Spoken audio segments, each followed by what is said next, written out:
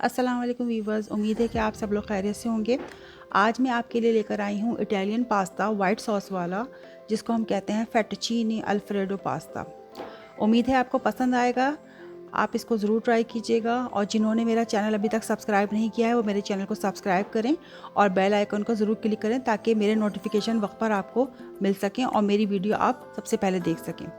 ये बहुत ही मज़ेदार पास्ता होता है, इटालियन पास्ता कहलाता है और ये वाइट सॉस से बनता है। तो आइए हम इसको बनाना शुरू करते हैं, देखते हैं ये कैसे बनता है। सबसे पहले मैंने एक पैन ले लिया है, उसमें मैंने पानी डाल के बॉईल कर लिया है।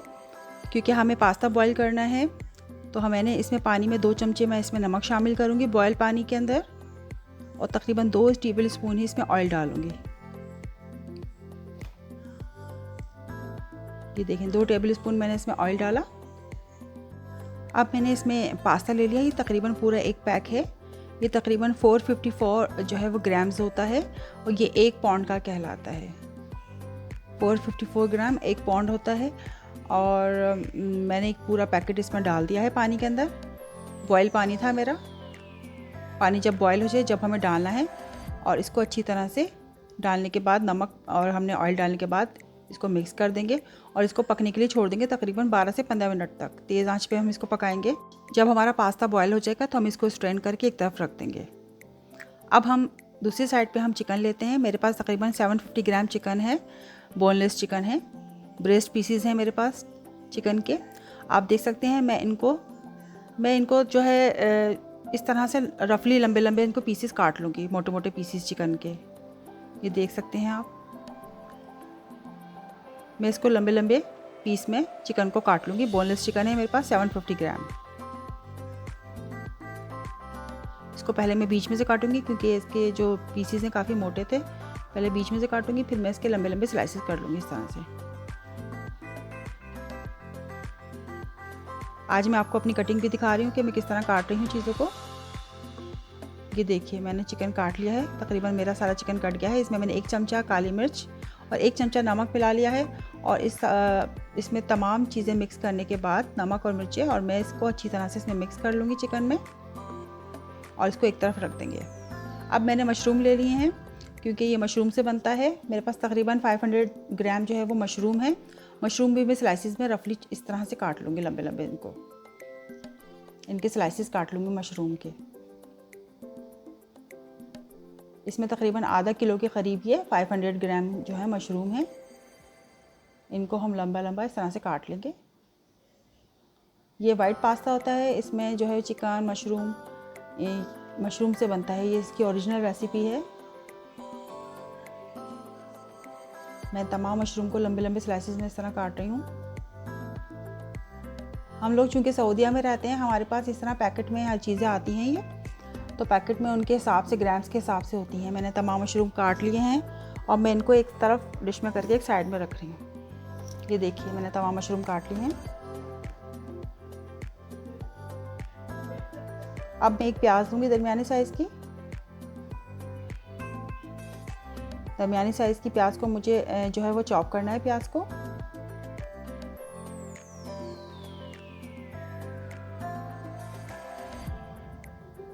इसको हम जो है वो फाइनली चॉप करेंगे प्याज को। हमारे यहाँ जो चिकन मिलता है सऊदीया के अंदर वो पैकेट्स में होता है, तो वो तकरीबन 450 ग्राम्स के एक पैक मिलता है। तो मैंने उसको जो है वो थोड़ा सा चिकन 900 ग्राम था मेरे पास चिकन, मैंने थोड़ा सा चिकन निकाल के अलग कर लिया था और 750 ग्राम चिकन इसमें ले लिया था मैंने। और हमारे पास तकरीबन इसमें आधा किलो मशरूम है और 1 प्याज है जो मैं चॉप कर रही हूँ। तमाम चीज़ों की मेजरमेंट अच्छी तरह देख लीजिएगा। मैं इंशाल्लाह डिस्क्रिप्शन बॉक्स में इसकी रेसिपी डाल दूँगी, तो वहाँ से भी आप इसकी मेजरमेंट देख सकते हैं। ये प्याज मैंने चॉप कर ली थी और मैं इसको बॉल में निकाल रही हूँ। अब मैं कुछ लहसुन के जो है वो जवे लूँगी, गार्लिक क्लॉव्स, और इसको भी मैं फाइनली चॉप कर लूँगी। देखें किस तरह मैं चॉप कर रही हूँ इसको। हर एक का अपना अपना स्टाइल होता है काटने का। मेरा स्टाइल यही है, मैं इस तरह से काटती हूँ तमाम लहसुन के जवे। पहले मैं छुरी से इसको पुश करके इसको प्रेशर देती हूँ, फिर मैं इसकी कटिंग कर लेती हूँ। कुछ लोग डायरेक्ट ही इसको काटना शुरू कर देते हैं, काट लेते हैं। जिस तरह चाहें आप काट सकते हैं। हमें बस इसको फाइनली चॉप करना है लहसुन को। ये देखिए मैं तमाम जवों को इसी तरह से काटूंगी।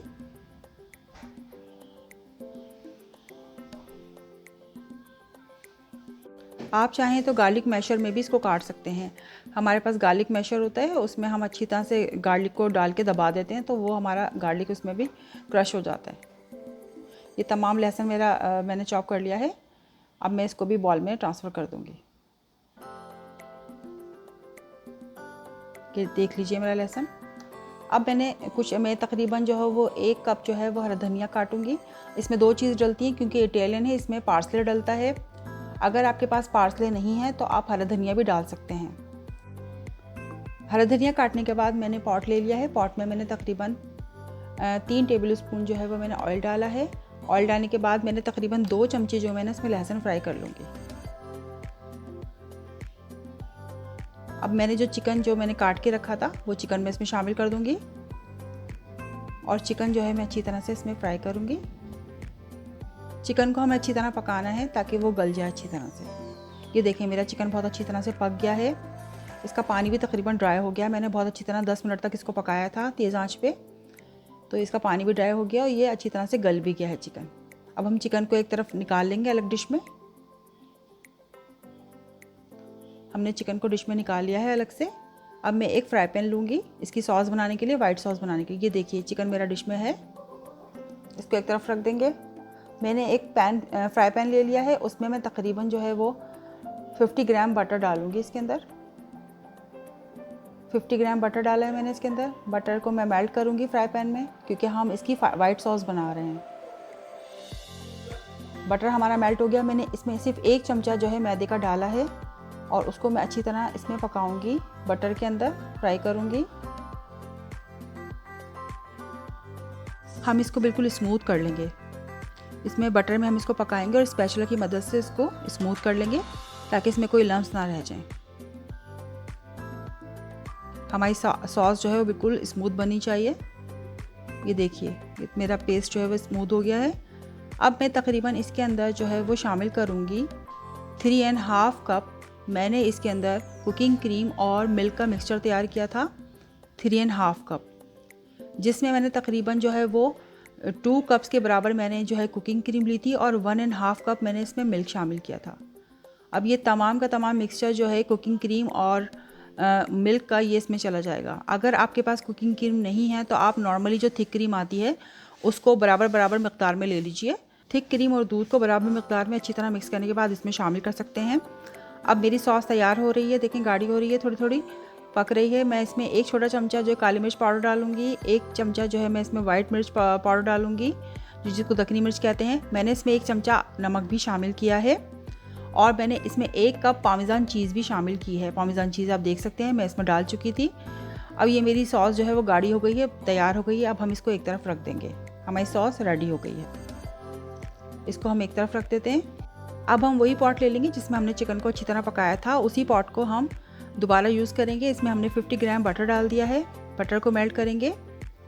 बटर के साथ मैंने इसमें तकरीबन 1 बड़ा चमचा ऑयल का भी डाला है। अब हम इस अपने पॉट के अंदर हमने एक जो प्याज हमने चॉप की थी वो हम शामिल कर देंगे क्योंकि हमें बाकी की कुकिंग हमें इसी पॉट में करनी है। हमने प्याज शामिल कर दी, प्याज को अच्छी तरह सौते करेंगे। आप चाहें तो इसमें लहसुन भी डाल सकते हैं थोड़ा बहुत। अच्छा, मैंने इस प्याज के अंदर जो मशरूम मैंने काटे थे स्लाइसिस में, वो मैंने मशरूम इसमें शामिल कर दिए हैं और इनको प्याज के साथ अच्छी तरह से मैं फ्राई करूँगी। हमें अच्छी तरह से इसको फ्राई करना है ताकि ये अच्छी तरह से पक जाएं मशरूम हमारे। ये देखें 5 से 10 मिनट हो चुके हैं, बल्कि 10 मिनट तक मैंने इसको अच्छी तरह पकाया है। मशरूम मेरे बिल्कुल ही पक चुके हैं। अब मैं इसमें जो मैंने चिकन अलग कर ली थी पकाने के बाद, अब मैं इसमें वो चिकन शामिल कर दूंगी। ये देखिए मैं इसमें वो चिकन शामिल कर दूंगी। अब इन मशरूम को और चिकन को जो है मैं अच्छी तरह से पकाऊंगी। इनको हमें अच्छी तरह से पकाना है इसके अंदर। जब हमने इनको अच्छी तरह पका लिया, अब मैं अपनी जो वाइट सॉस मैंने बनाई थी वो मैं इसमें शामिल कर दूंगी।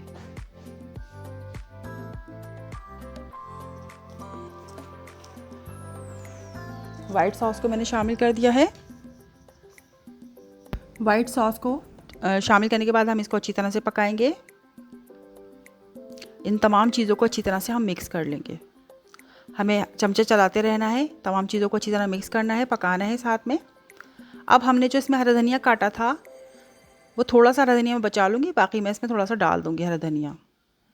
तकरीबन ये आधे कप से ज़्यादा है हरा धनिया, वो मैंने इसमें डाल दिया है। इसमें आप पार्सले भी डाल सकते हैं, इटालियन खानों में पार्सले का इस्तेमाल होता है।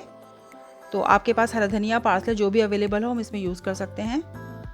अब जब तमाम चीज़ें हमारे मिक्सचर पक गया है तो अब हमने पास्ता बॉईल करके रखा था, अब हम उसको पास्ते को डालना शुरू करेंगे, लेकिन हम इसको आहिस्ता आहिस्ता डालेंगे, थोड़ी थोड़ी मकदार में करके डालेंगे। पहले देखिए मैंने थोड़ा सा पास्ता डाला है, अब मैं पहले इसको सॉस में मिक्स कर लूँगी। इसको सॉस में मिक्स करूँगी अच्छी तरह से।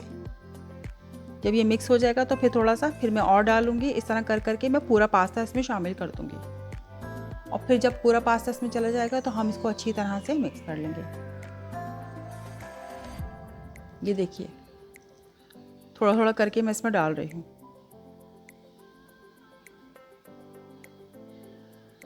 क्योंकि एकदम से आप डालेंगे तो आपको चमचा चलाना मुश्किल हो जाएगा, इसके अंदर इसको मिक्स करना मुश्किल हो जाएगा। इसीलिए आपको थोड़ा थोड़ा करके इसमें डालना है और इसको मिक्स करते रहना है। ये देखिए हमारा पास्ता तैयार हो गया है। अब हम इसको डिश आउट करते हैं। ये देखिए मैंने एक सर्विंग डिश ले ली है। अब मैं अपना पास्ता इसमें डाल रही हूँ। इसको निकालना थोड़ा मुश्किल होता है, आप इसको इस तरह निकालिए, जिस तरह मैं निकाल रही हूँ इसको इस तरह निकालेंगे। ये देखिए किस तरह मैं घुमा के इसको